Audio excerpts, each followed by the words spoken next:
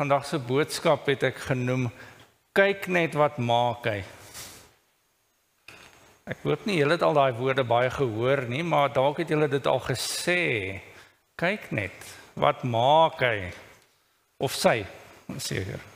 Kyk net wat maak sy nou alweer. Kom ons sluit net die hoofde en dan sal ons die skriftuur lees. Liefdevolle, almagtige, wonderbare Vader. Heer, ons het U so lief. En ons weet, U het ons onbeskryflik en oneindig lief. Ons wil so graag U beter leer ken, maar daar is so baie dinge wat in ons lewens is, wat soms 'n struikelblok is. En baie keer is dit ons eie begeertes, ons eie ek wat in die pad is. Heer, ons wil vandag vra dat U tot ons harte sal spreek, dat U ons ook aan die brand sal steek, soos wat die brandende bos vanoggend in die les bespreek is. Mag ons 'n getuienis vir U wees, en mag ons mense, ons harte brand ook vir ander mense en ander siele. Dis ons gebed in Jesus naam. Amen. So vanoggend gaan ek skriftuur lees uit 2 stukkies uit. Die eerste stukkie wat ek gaan lees is uit Filippense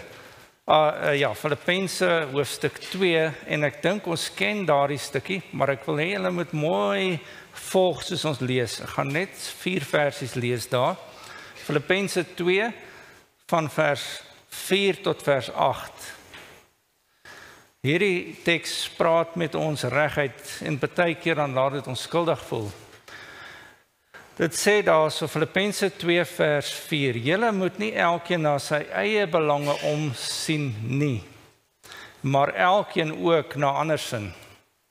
So die een ding wat ons baie keer verskoning gebruik is, ek wil nie inmeng nie, ek wil nie betrokke wees nie. Dis nie my probleem nie. Dan sê hy vers 5, want hierdie gesindheid moet in julle wees, wat ook in Christus Jesus was. Hy wat die gestalte van God was, ons kan ook sê hy wat een met God was, hy wat self God was, het dit geen roof geag om aan God gelyk te wees nie, want hy was self God. Maar hy het homself ontledig, baie belangrike woordjie, ontledig. François het vanoggend daaroor gepraat om leeg te wees, deur die gestalte van 'n diensknegt aan te neem en aan mense gelyk te word. Dis ook belangrik, hy het een van ons geword. En in 'n gedaante gevind as 'n mens, het hy homself verneder deur gehoorsaam te word tot die dood toe. Ja, die dood van die kruis. Die volgende stukkie, en dit is waar ons gaan fokus vandag ook, is uit Lukas 15. En ons lees net die eerste 2 versies daar. Dis waar die tema van die les ook, van die Bybelstudie of van die preek vandaan kom. Lukas 15, en ons lees vers 1 en 2. En al die tollenaars en sondaars het die gewoonte gehad om na hom toe te kom en na hom te luister. En die fariseërs en die skrifgeleerdes het gemurmureer. Daar kom die murmurering in, of die skinder, ek weet nie wat ons dit ook kan noem nie. En gesê, hierdie man ontvang sondaars en eet saam met hulle. Hoekom doen hy dit? Wat maak dat hy meng met hierdie laagklas mense, tollenaars en sondaars? Dis interessant dat tollenaars is uitgesonder, want hulle is erger as sondaars gesien. Dis hoe die Jode hulle gesien het. Hulle was nog erger as die sondaars. Dis hoekom hulle uitgesonder is. En ons weet een van sy disippels was ook 'n tollenaar voor hy disipel geword het. Nou, julle onthou daarom wie dit was. Ek net kyk wie onthou. Ons het nie vasvra nou nie, maar dit is Matteus gewees.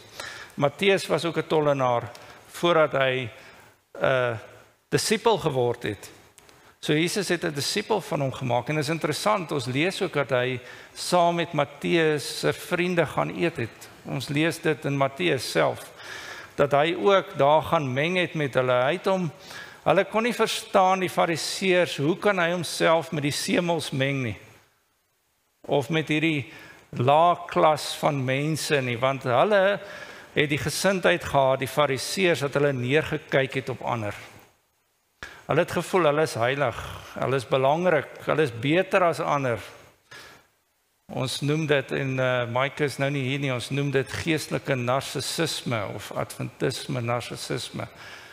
Die wat die groot woord verstaan, dit beteken om beter te voel, jy is die belangrikste, daar is niemand belangriker as jy nie. Ons kry dit in die kerk, hulle het na die uiterlike gekyk, die fariseërs. Dit wat hulle doen was baie belangrik. Mense moes nie iets verkeerds van hulle dink nie. Dit was vir hulle belangrik wat ander van hulle dink. Maar hulle het niks van ander gedink nie. Dis hoe erg dit is. Hulle het 'n vorm godsdiens gehad. Ons kan ook vorm godsdiens hê. Ons kan ook elke Sabbat kerk toe kom, ons kan ook tiendes gee, ons kan ook al hierdie goeie, mooi dinge doen en mooi lyk van buite, maar 'n appel word vrot van binne. Ons kan vrot wees, maar ons besef dit nie. Ons kan werk vir hulle salig, vir ander mense. Ons kan betrokke wees by al die aktiwiteite van die kerk, maar self kan ons nog verlore wees. Julle besef dat ons in die kerk kan sit en nog steeds verlore wees, soos die fariseërs was. Hulle was eintlik nog die leiers van die kerk.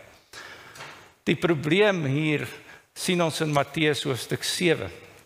En as julle lees in Matteus 7 saam met my net van vers 21 tot 23, dan sal julle sien dat die Here dit besef het. En dit is wat ons ook moet besef. Hy sê daar in Matteus 7 vers 21 tot 23, nie elkeen wat vir my sê, Here, Here, sal ingaan in die koninkryk van die hemele nie. So dit help nie net om te sê ons ken hom nie. Dit help nie net om sy naam te noem nie. Dit help nie net om te lyk of ons godsdienstig is nie. Maar hy sê wie sal ingaan, maar hy wat die wil doen van my Vader wat in die hemele is. Baie sal in daardie dag vir my sê, Here, Here, het ons nie in u naam geprofeteer en in u naam duiwels uitgedryf en in u naam baie kragte gedoen nie. En wat sal hy dan vir hulle sê? Ek sal dan aan hulle sê, ek het julle nooit geken nie. Gaan weg van my, julle wat die ongeregtigheid werk. Dis erg, dis 'n reguit aanspreek. Hulle het nie sy wil gedoen nie, maar hoekom het hulle nie sy wil gedoen nie? Hulle het als gedoen wat 'n mens doen as jy 'n godsdiens beoefen, en as jy lyk of jy reg is, baie lyk reg, maar hulle het hom nie geken nie. Hoekom het hulle nie sy wil gedoen nie? Juis omdat hulle hom nie geken het nie. So die vraag is, hoe doen ek sy wil? Nie uit my eie krag nie, net uit sy krag. Ek kan nie Jesus se voetspore volg as ek nie toelaat dat hy in my lewe nie. En ek kan nie in sy voetspore volg as ek nie aan hom vasklou en saam met hom loop nie. Hulle het al hierdie dinge gedoen. Ons kan ook. Ons kan vas, ons kan bid, ons kan tiendes gee, ons kan so gesond leef, soos dat ons die gesondste is in die hele kerk. Reg eet, alles reg doen. Maar as ons hom nie ken nie, dan help dit niks. Ons kan rookstake doen, ons kan uitreik, ons kan evangelisasie doen, ons kan enige ding doen wat goed lyk, maar dit gaan ons nie in die hemel bring nie. Ons kan dalk nog steeds verlore wees. Wat sê Paulus daar in 1 Korintiërs 13 vers 1 tot 3, julle ken dit. Al sou ek wat doen, die tale van mense en engele praat. Met ander woorde, ek kan daai gawe dalk hê van tale praat.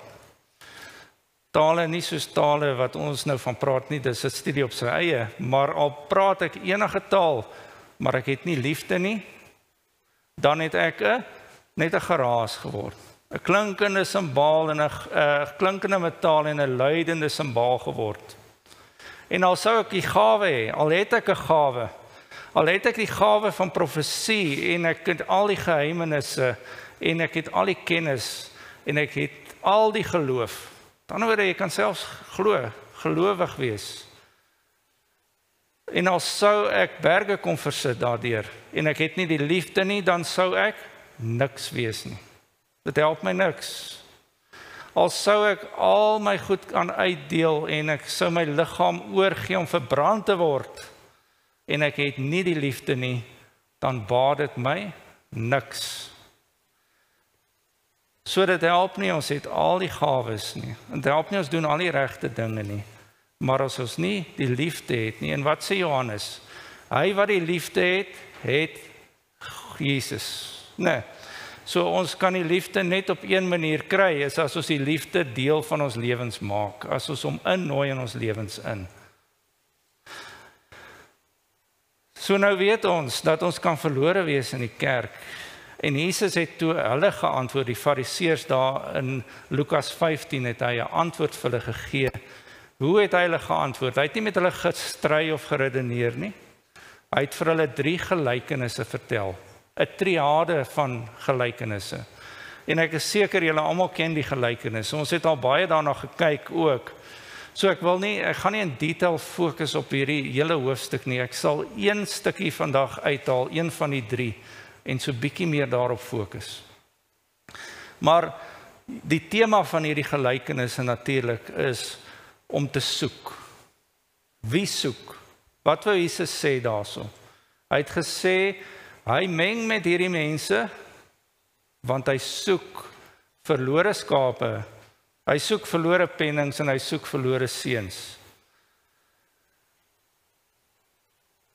Het julle al iets verloor wat vir julle baie kosbaar is? Iets wat onvervangbaar is. As ons François het vanoggend praat van 'n huis wat afbrand. Daai mense verloor nie net fisiese besittings nie, hulle verloor sentimentele dinge. Dis 'n baie slegte ding om te verloor. Al die goedjies wat jy bymekaar gemaak het deur die jare wat vir jou kosbaar is. Vir party is dit dalk die selfone. Maar ons praat nie eens van dit nie. Om mense te verloor is nog erger. Ek onthou eendag toe ek jonk was, maar ons het met 2 karre gery. Toe kom ons by die huis, ons het elke middag by my ouma geëet, saam met haar geëet. Sy het altyd baie kos gemaak. So my oupa kan die hele week van die oorskiet eet van Sabbat, dan weer Sabbat, dan eet ons weer groot. En so gaan ons aan. En in elk geval, maar ons onthou een keer, toe sit ons aan tafel, toe wil ons bid, want ons gaan nou eet. En terwyl ons, toe wag ons, toe vra ons nou, waar is my broer? Sy naam is Barry. Waar is Barry? Nee, hulle weet nie waar sy nie. En toe kom ons agter, ons het hom by die kerk vergeet. So, ons moes toe, dink net daai angs wat 'n ma kry. Julle sal dit dalk verstaan, die moeders sal dit dalk verstaan. Maar wat 'n angs is dit nie om te weet, waar's my kind? Ek hoop hy's nog daar. Gelukkig was daar 'n ouderling, dankie tog, Fransjo, wat daar by hom gesit en wag het totdat ons hom kom haal het. Maar dit was al 'n hele ruk later. Hy het daarom daar gesit en hom opgepas, die verlore skaapie. Maar eintlik is dit erger as 'n skaap, soos om 'n muntstuk te verloor, want dis eintlik ons wat hom verloor het, dis nie hy wat afgedwaal het nie. Okay. Maar het julle al gehoor van die storie van die dogter, en dit het werklik gebeur, wat hulle selfs die polisie uitgekry het en alles. Dink net hoe voel dit? Het julle al iemand verloor in die ouers dalk of so binne in 'n winkelkompleks? Net weg, jy weet nie waar is die kind nie. 'n Mens moet altyd hulle so mooi dophou, veral in hierdie wêreld van vandag. Wat 'n gevoel gaan nie deur 'n mens se binneste nie. Jan, het jy al so gevoel? Eers dit. Ek toe Christian verloor. Nee. Ja, dit maak nie saak as jy hom verloor nie, is nie so erg nie. Maar wat 'n gevoel kry mens nie, dis 'n angstigheid wat jy nie kan beskryf nie, as jy 'n persoon verloor nie. En jy weet nie waar is die persoon nie, jy weet nie wat het gebeur nie. Hierdie kind, die ouer het gedink sy het by 'n maatjie gaan speel, maar op die ou einde, toe bel sy na 4 ure die ma van die maatjie en sy was toe nie daar nie. En hulle het omtrent gesoek, al die strate deur, naderhand is die hele buurt besig om te soek, en die brandweer en almal. En hulle kry nie die kind nie. En die middag toe hulle nou moed opgee, toe hulle regtig waar nie meer weet wat ek kan doen nie, en al die gedagtes van die kind is ontvoer en als. Toe die ma by die huis kom, Toe sit die ouma daar, sy het 'n kamer gedeel met in haar boetie se kamer, want die boetie was nie daar nie. Maar die kamer was bietjie baie de mekaar. So jy moet weet hoe lyk 'n de mekaar kamer. Die bed is nie opgemaak nie. Toe sy op die ou einde die deken oplig, toe lê die dogtertjie heeltyd daar in slaap. Sy het nie geweet sy is verlore nie. Sy was net by die huis. Sy was verlore by die huis. Gebeur dit nie partykeer in die kerk ook nie. Verlore by die huis, maar ook verlore in 'n huis, onder jou eie mense. Ons sien hierdie gelykenisse kan ons eintlik onsself in enige van die karakters se posisie inplaas. En dis baie keer hoe mense die Bybel moet studeer en lees. 'n Mens moet jouself in die karakters se posisie plaas, want jy kan in Jesus se skoene wees in hierdie gelykenisse. En dis die een wat soek. Die herder, die vrou, en die vrou is eintlik Jesus se liggaam, want ons kan ook sê die vrou is die kerk wat moet soek. En die vader wat nie agter die seun aangegaan het nie, maar wat verlang het en omdat die seun die keuse moes maak. Ons kan ook onsself plaas in die posisie van die verlorenes, die skaap. Die skaap wat geweet het hy is verlore, maar wat nie geweet het om terug te kom nie. Die muntstuk wat daar in die hoek van die huis onder die stof gelê het en wat nie eers geweet het hy is verlore nie. Of die verlore seun wat eintlik gedink het hy gaan vryheid soek, maar op die ou ende het hy in slawerny verval. Die slawerny van sonde. Hy was op die ou ende, was hy 'n slaaf, moes hy varke gaan oppas, omdat hy sy pa se besittings nie goed bestuur het nie, en omdat hy sy pa nie by sy ouer huis wou bly nie. Die rebelse een. En dan natuurlik kan ons ook onsself in die ouer broer se posisie plaas, die broer wat ongelukkig en ongekrap was, nes die fariseërs, omdat sy luis van 'n broer teruggekom het, en omdat hy sy pa nou soveel aandag aan hom gee, en soveel liefde vir sy jonger broer, wat so baie foute gemaak het. Hy het net sy broer se foute raak gesien, en nie besef dat dit was 'n deel van sy pa wat weggeraak het nie. As 'n mens iets kosbaars verloor, is dit so goed jy verloor 'n deel van jouself. Die verlore skaap was 1 uit 100 gewees. En ons weet, die mooi ding van hierdie hele verhaal is, die herder het hom gaan soek. So wat gebeur met ons as ons verlore raak? Ons moet nie moed verloor nie. Wie gaan soek ons? As dit nie God se kerk is nie, want hy wil graag hê sy kinders moet die verlorenes gaan soek. Maar Jesus kom agterna. Die Here gaan soek ons. Dink aan Adam en Eva in die tuin. Wat het die Here gedoen nadat hulle gesondig het, daai middag? Hy het hulle gaan soek in die tuin, maar hulle het weggekruip. Die Here kom agter ons aan en hy soek ons. En dis 'n mooi ding. Wat sê dit daar? Hulle sê, as julle moet maar die stukkies gaan lees, die herder het gesoek totdat hy die skaap gevind het. Gee die Here op ons? Ons gee op mekaar, maklik. Ons wil moed verloor en ons sê, ag nee, daar's geen hoop meer vir die ou nie. Maar nie die Here nie. Die Here soek tot hy ons vind. Tot daar glad nie meer 'n kat se kans is nie. Die Here sal ons nooit los nie. Dis ons wat hom gaan los. Soos die verlore seun, moes hy los, want hy het uit sy eie keuse besluit om te gaan. Maar al gebeur dit, wat doen die Vader? Hy wil nog steeds hê sy seun moet terugkeer. Hy verlang na sy seun. Hy kyk daar af in die pad en wens die seun wil terugkeer. Die verlore muntstuk is 1 uit 10 uit, en is interessant wie die muntstuk verloor het. Die muntstuk kon nie homself verloor nie. Hy kon nie afdwaal nie. Die vrou het die muntstuk verloor. Ons in die kerk kan ook lidmate en mense wat eintlik vir die Here baie kosbaar is en vir ons behoort te wees. Broers en susters kan ons ook verloor en ons besef dit nie. Daar kan mense in die kerk wees wat nie besef hulle is verlore nie. Mense in die wêreld wees wat nie besef hulle is verlore nie. Maar weer eens sien ons die vrou het die muntstuk gesoek totdat sy hom gekry het. En dan die verlore seun. Hy was 1 uit 2. En hy het die keuse self gemaak om weg te trek. En ons weet dat hy het in die begin nie besef hy was verlore nie, maar later het hy geweet hy is verlore. Maar sy probleem was dat hy nie sy vader geken het nie. Hy het nie sy vader se hart geken nie. Dis hoekom hy verlore geraak het. As ons iemand wil terugwen, moet ons God se hart aan hulle openbaar en wys. En ons kan dit wees, ons kan dit alleenlik doen deur ons lewenswyse ook. Want wat sê daai liedjie? Hy is die enigste Jesus wat party mense ooit sal sien. Dit's 'n Engelse liedjie. You are the only Jesus some may ever see.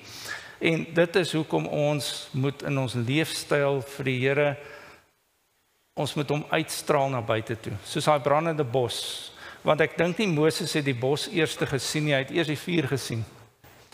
En as mense na ons kyk, moet hulle eers die vuur sien voordat die bos sien wat nie uitbrand nie. En sy pa het hom terug in sy huis in aanvaar asof hy nog nooit 'n fout gemaak het nie. Dis amazing. Hy het hom weer sy ring gegee, hy het hom skoene gegee, hy het hom 'n kleed gegee. Daaroor kan ons op 'n later stadium praat.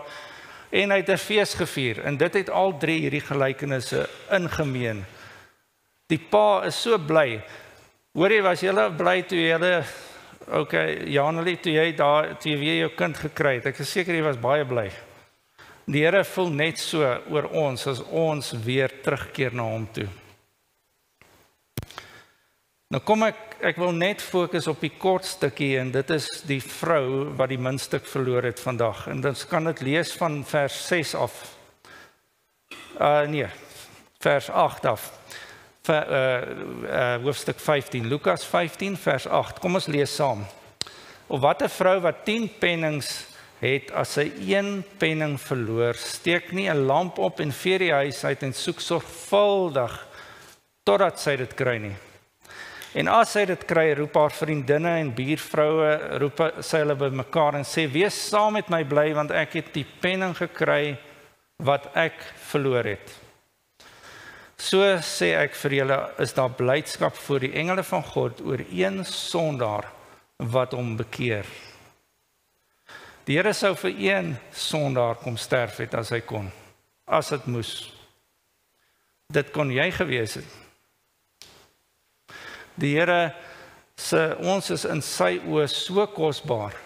Hoekom was hierdie pennings kosbaar vir die vrou? Dit lyk, daar's baie spekulasie, maar dit lyk in die ou dae het hulle soos labola, ons kry in Afrika labola, het hulle labola betaal ook. Hulle het 'n bruidskat gegee vir die bruid se familie, het die man gegee. Ons sien dit met Laban byvoorbeeld, maar hy het meer gevat as wat hy moes eintlik, maar dit maak nie saak nie.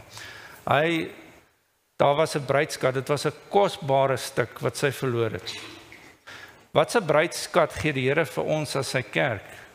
Wat 'n skat gee die Here vir ons as ouers in 'n huis? Hy gee vir ons kinders en hy gee vir ons in die kerk broers en susters en kinders, want ons het ook kinders in die kerk om na te kyk. En die kinders is dan veral belangrik vir die Here, maar ook selfs jong gedoopte mense, want hulle is soos kinders wat nog groot word. Een van hulle het verlore geraak en die vrou se angs kan ons net dink, waar het daai bruidskat, daai muntstuk gaan lê? Daar in die stof, in die donker hoekie van die huis, waar sy hom nie kon sien nie.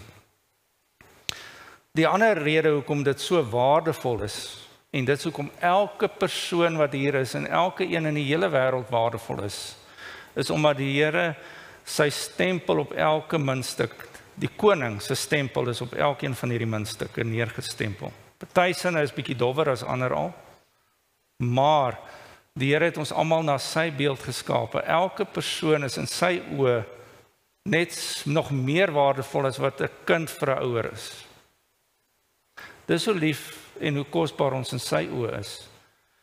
Ons lees in die gelykenis van Christus bladsy 130 Die muntstuk bly 'n silwerstuk al lê dit tussen die stof en die rommel. Onthou ons dit as ons aan mense dink wat uit die kerk uit is, of wat verlore is, of wat ons vir gerieflikheidshalwe soms nie eens mis of raak sien nie. Waar mis ons die mense wat nie meer hier is nie? Die besitter soek dit omdat dit waardevol is. So beskou God elke siel as hy, al is hy hoe in sonde versonke, as kosbaar. Die Here sien elke een as kosbaar, maak nie saak hoe in sonde die persoon is nie. Net soos die muntstuk die beeld en opskrif van die regerende mag dra, so het die mens by sy skepping die beeld en die opskrif van God gedra. En hoewel dit nou deur die invloed van sonde geskend en verdof is, bly die tekens van hierdie opskrif nog op elke siel. God verlang om daardie siel te herwin en opnuut sy eie beeld in geregtigheid en heiligheid daarop af te druk. Dit is God se verlange, maar is dit ons verlange? As ons God se hart het, as ons die gesindheid van Jesus het, sal ons ook verlang om mense uit die stof uit op te tel. Praat ook van die huisgesin. Ons sien in dieselfde hoofstuk, net in 'n ander paragraaf, hierdie gelykenis is 'n les vir gesinne ook. Ons praat nie net van die gesin van die kerk nie, maar ook gesinne. In 'n huisgesin heers daar dikwels groot onverskilligheid wat siele betref.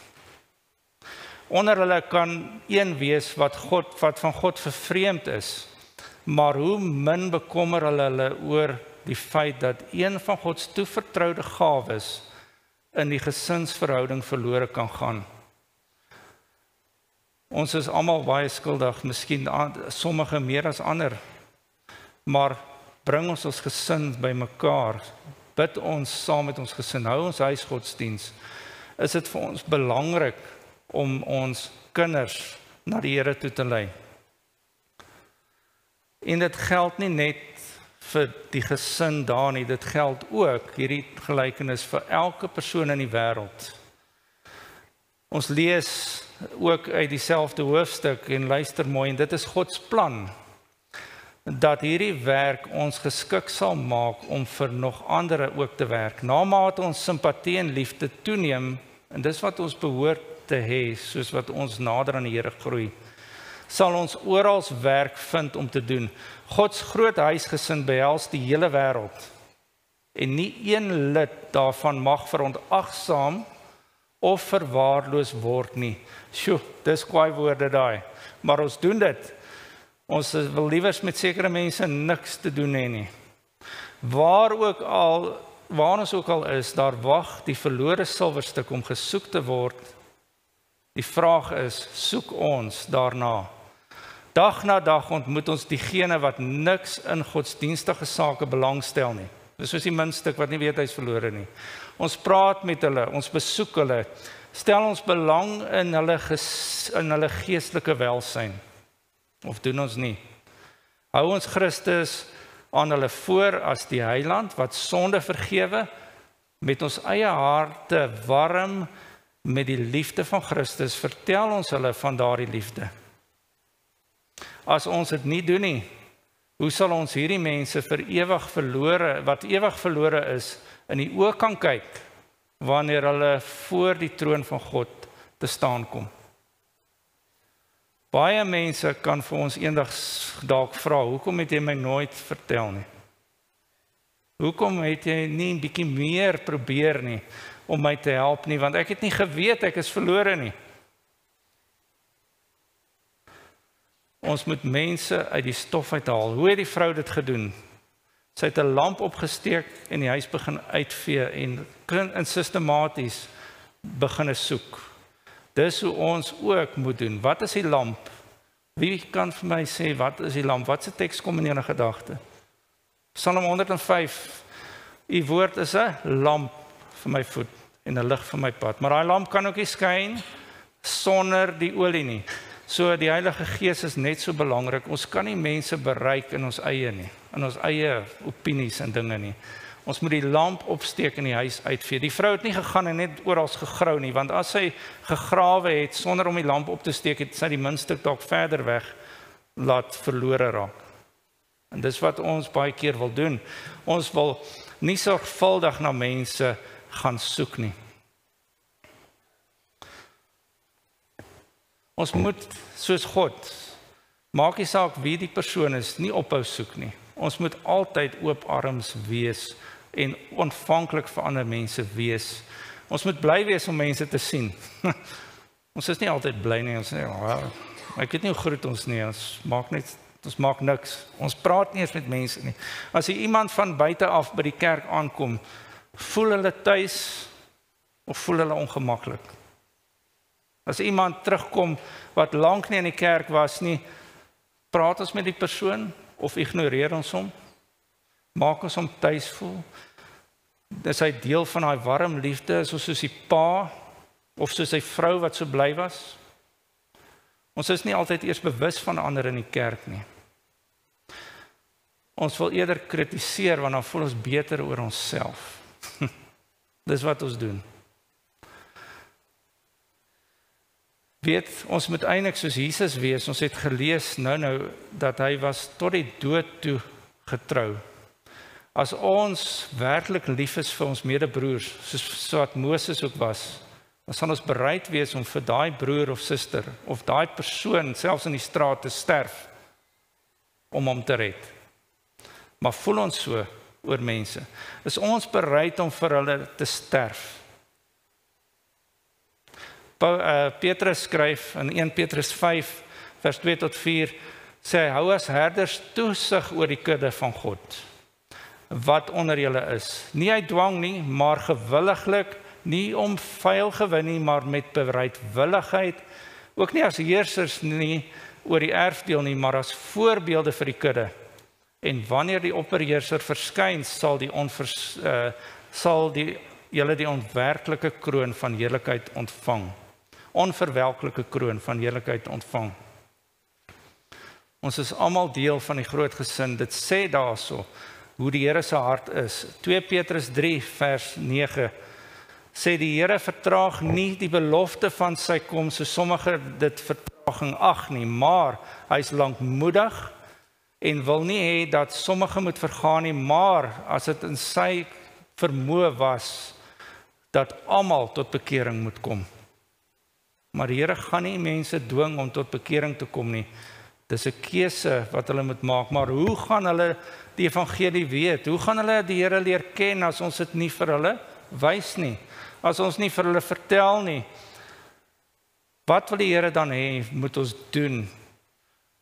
Ons moet agter die sondaars aangaan. Ons moet nie wag tot hulle eendag kom nie. Ons moet hulle gaan soek. Ons moet hulle ontvang. En wat het die herder gedoen toe hy die skaap gekry het? Dit sê daar so, hy het hom op sy skouers gevat en saamgedra. Ons moet mekaar se laste dra. Ons is verantwoordelik vir almal in hierdie wêreld. Vanoggend se les 10 was se Sabbatskool so mooi. Dis 'n voorreg om ander na die Here toe te kan lei. Ons het die lig gekry, maar nou wil ons dit wegsteek onder 'n lamp. Ons moet 'n sielelas in ons binneste kry en ons moet die Here vra om dit in ons te gee, want ons het dit nie van self nie. Ons moet dink en soek soos daai herder, soos daai vrou, en ons moenie ophou nie. Ek onthou een keer Enrico weer, hy is baie in die stories vandag, maar hy het 'n skilpaadjie gehad en die skilpad het weggeraak. Ek weet San hulle onthou nog van die gebeurtenis daar by die ou meentuise. Die skilpad was nog in die tuin en die volgende oggend toe sy weg. En toe het hulle besluit, Enrico was toe gesê ons gaan bid dat die Here die skilpaadjie terugbring. Nou die bure oorkant sê nee, hulle het 'n skilpaadjie so deur hulle tuin geloop, oorkant die straat al sien loop. Nou 'n skilpad, ek weet nie hoe goeie geheue hy het nie. Maar die volgende oggend toe hulle die deur oopmaak, is die skilpaadjie daar voor die deur. So die skilpaadjie het teruggekom huis toe. As die Here 'n skilpad kan terugbring huis toe, kan hy enige iemand terugbring huis toe. Maar ons bid nie vir daardie mense nie. Ons bid nie dat die Here dit moet help doen nie. Hy kan enige iets doen, maar ons moet hom net vra. Ons onthou die stukkie in Filippense weer, dat ons moet almal hoër ag as onsself. En ons moet opoffer vir ander. Ons kom terug na daardie gesindheid wat in ons moet wees. Ek sluit af met nog 'n laaste kwotasie in die gelykenis van Christus in bladsy 132. Ook hierdie selfe hoofstuk. As jy met Christus in gemeenskap is, met ander woorde, as hy deel van jou lewe is en jy met hom 'n verhouding het, sal u dieselfde waarde as hy aan elke mens heg. Doen ons dit? U sal vir ander dieselfde innige liefde voel wat Christus vir u gevoel het. Dan sal jy in staat wees om diegene vir wie hy gesterf het te wen. Nie te dryf nie, aan te trek, nie af te stoot nie. Geen een sou ooit na God teruggebring gewees het as Christus nie 'n persoonlike poging vir hulle aangewend het nie. En dit is deur hierdie persoonlike werk dat ons siele kan red. So met ander woorde, dit is nie pogings eintlik nie, dit is persoonlike werk wat ons moet doen. As jy diegene sien wat neerdal na die dood, sal u nie in stilte, onverskilligheid en gemaksig rus nie. Hoe groter hulle sonde en hoe dieper hulle ellende, hoe ernstiger en teerder sal u pogings wees om hulle te herwin. U sal die behoefte gewaar van diegene wat ly, wat teen God gesondig het en gebuk gaan onder die las van sonde. Hulle is eintlik onder Egiptiese slawerny. U hart sal saam met hulle voel en u sal 'n helpende hand na hulle uitreik. Ons moet voel saam met die mense. In u arms van geloof en liefde sal u hulle na Christus bring, net soos daai herder hom teruggedra het. U sal oor hulle waak en hulle bemoedig. En die meegevoel en vertroue sal dit vir hulle moeilik maak om onstandvastig te word. Mag ons hierdie gesindheid van Christus ook in ons lewens, in ons harte hê. Mag ons bietjie anders na ons broers en susters kyk. Mag dit so wees dat as iemand sonde het, dat hy nie bang sal wees om dit te noem in die kerk nie, want hy is bang hy word soos onder die fariseërs se oë geoordeel, afgestoot, uitgegooi. Mag dit ons begeerte wees. In 2 Petrus 3 vers 18 sê, maar julle moet toeneem in genade en kennis van ons Here en Saligmaker Jesus Christus. Aan hom kom die heerlikheid toe, nou sowel as in die dag van die ewigheid. Amen. Vader, ons kom tot U en ons besef dat ons nie volgens U wil gehandel het nie. Ons het vormgodsdiens gehad, maar ons het nie altyd 'n brandende begeerte om ander te red in ons harte nie. Help Here dat ons in elke siel die potensiaal sal sien om na U toe te lei. Maak nie saak op watter manier nie, maar dat ons U liefde aan hulle sal toon en Here dat ons sal brand in ons liefde vir U en ook in ons liefde vir ons medemens. Want dit is die wil van God. Dit is U wet en U karakter saamgevat in 2 sinnetjies. Lei ons nou, mag ons in U voetspore wandel en Heer, mag ons gaan soek, want die tyd is kort. Ons bid dit in Jesus naam. Amen.